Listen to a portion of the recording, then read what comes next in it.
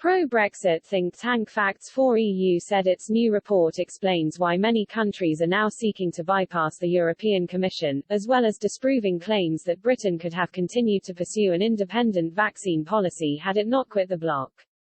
And former Brexit Party MEP Ben Habib said Facts4EU's revelations left the bloc with nowhere to hide.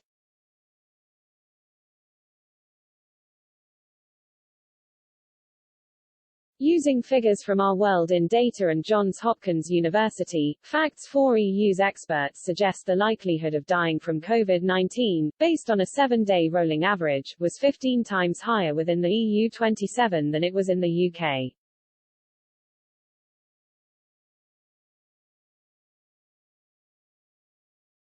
Many EU27 countries are now going their own way, bypassing the EU Commission.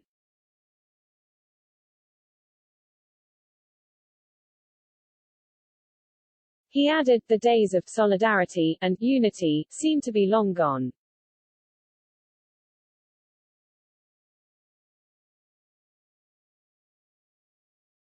We can only hope that the independent action now being taken by individual governments of EU27 countries will prove successful.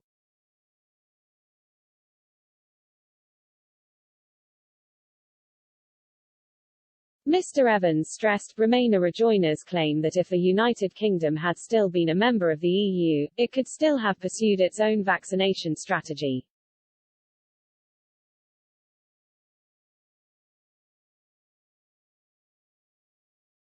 We would ask them one simple question: if that's true, why did all 27 EU countries follow the EU Commission's disastrous program?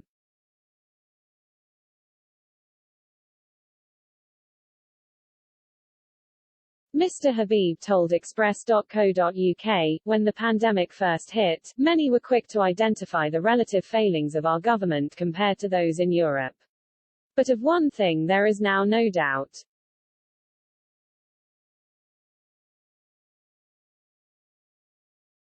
The UK has developed and administered a world-beating vaccination program.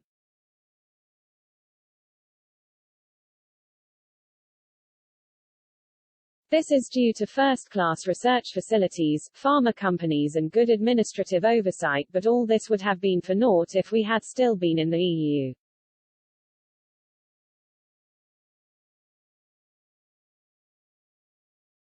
We would have been hampered by the tardiness of the European Medical Agency and Ursula von der Leyen's insistence that their program be handled centrally. That administration was utterly hopeless.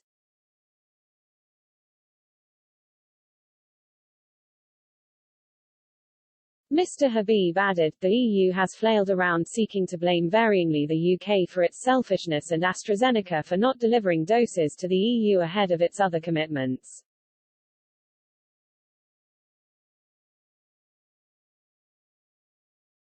Never did it bother with any reflective introspection to identify and fix its own failings. Such was its fear of the political fallout of failure that it also sought to rubbish the vaccine itself.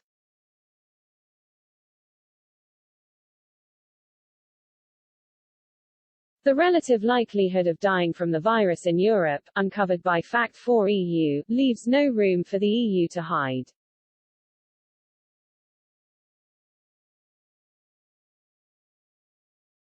It must face the reality that when Europe most needed the EU to up its game, it failed, fatally.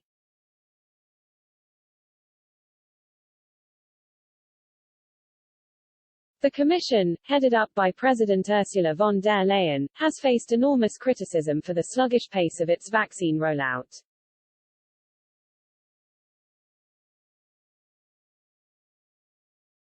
Our World in Data figures indicate that as of Saturday, 28.73 vaccinations per 100 people had been administered within the bloc, significantly less than half that of the UK, where the figure is 67.14.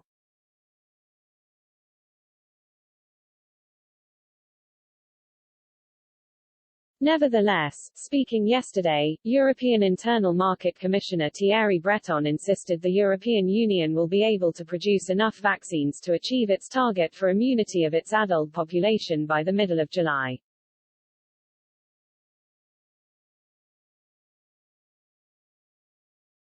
The European Commission has set a target of inoculating 70% of the EU's adult population by the end of this summer, banking on a big increase in vaccine deliveries to accelerate its vaccination drive.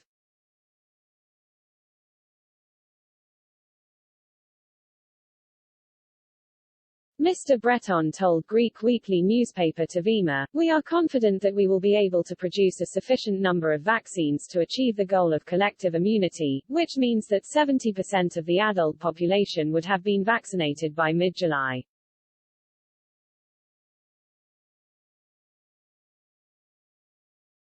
The Commission said earlier this week that it expects to seal the world's biggest vaccine supply deal within days, securing up to 1.8 billion doses of Pfizer's COVID-19 vaccine between 2021 to 2023.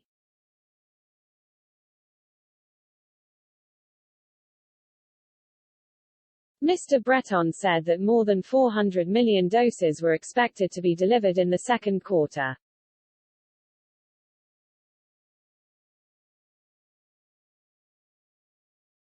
He added, member states need to be ready to speed up vaccinations.